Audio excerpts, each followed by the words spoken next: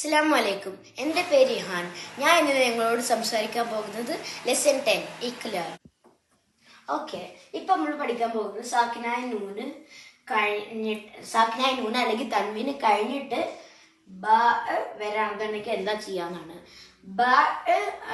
സാക്കിനായ നൂന് അല്ലെങ്കിൽ തൻവീനായിട്ട് ബ വരാണെന്നുണ്ടെങ്കിൽ ബ ബ ബ എന്നുള്ളൊരു സൗണ്ട് വേണം ഇവിടെ. ഇപ്പോ എങ്ങനത്തെ മീമ് വരണം അതിൻ്റെ ഉള്ളിൽ, ചെറിയ മീമ്.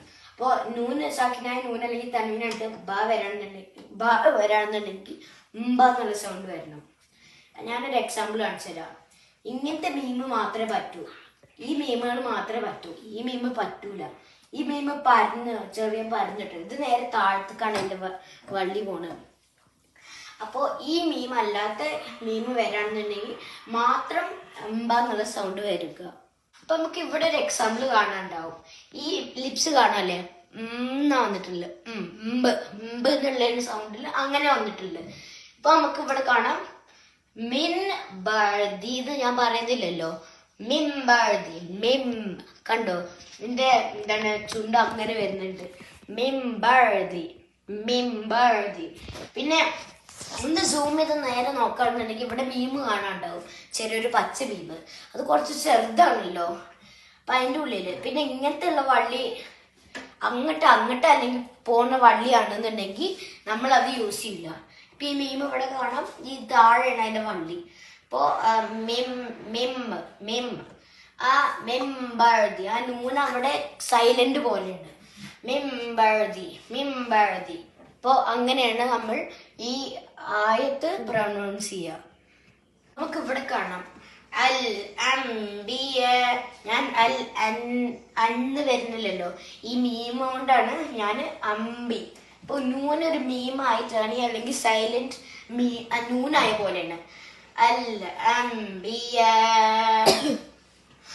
ഇത് എന്താണ് നമ്മൾ പഠിച്ചിട്ടുണ്ടാവും. ഇത് മദ് മുത്തസിലും മുൻഫസിലിന്റെ ഒരു ഇതാണ്. അപ്പൊ ഇത് നീട്ടും വേണം. അൽ അംബിയ. ആ നൂനിന് ഇപ്പൊ എന്റെ വായ നേരെ നോക്കുകയാണെങ്കിൽ അൽ അംബിയ എന്ന് വരുമ്പോ അതേപോലെയാണ് വരുന്നത്. ഇപ്പൊ ഇവിടെ കാണാം മീമ്, സാക്കിനായ നൂന്, പിന്നെ അവിടെ മീമും ഉണ്ട്. പിന്നെ നെക്സ്റ്റ് ബ ആണ് നമ്മൾ പറഞ്ഞിട്ടുള്ളത്. ഇവിടെ ബ ആണ്.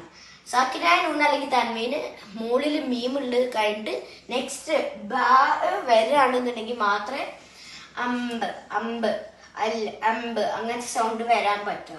അപ്പോ ഇവിടെ ഹോളായിട്ട് അൽ അംബിയ, അങ്ങനെയാണ് ഈ ആയത്ത് പ്രൊനൗൺസ് ചെയ്യുക. ഇൻ കൺക്ലൂഷൻ, സാക്കിനായ നൂന് അല്ലെങ്കിൽ തൻവീന് കഴിഞ്ഞിട്ട് ഇങ്ങനത്തെ മീം വേണം, ചെറിയൊരു മീം. അതിൻ്റെ ഉള്ളിൽ ഇങ്ങനത്തെ താഴെ വള്ളിയുള്ള മീം വന്നിട്ട് വരാണെന്നുണ്ടെങ്കിൽ നല്ലൊരു സൗണ്ട് വേണം. മലയാളത്തില് ഹമ്പ് അങ്ങനത്തെ പറയുന്ന ഒരു സൗണ്ട് വേണം. ഓക്കെ, ഒന്നുകൂടി പറഞ്ഞുതരാം. സാക്കിനായ നൂന് അല്ലെങ്കിൽ തൻവീന് കഴിഞ്ഞിട്ട് അതിന്റെ വരണം, പക്ഷെ നൂനിന്റെ അല്ലെങ്കിൽ തൻവീന്റെ മുകളിൽ മീമും വരണം. അപ്പൊ നല്ല സൗണ്ട് ആക്കും. Thank you. അസ്സലാമു അലൈക്കും.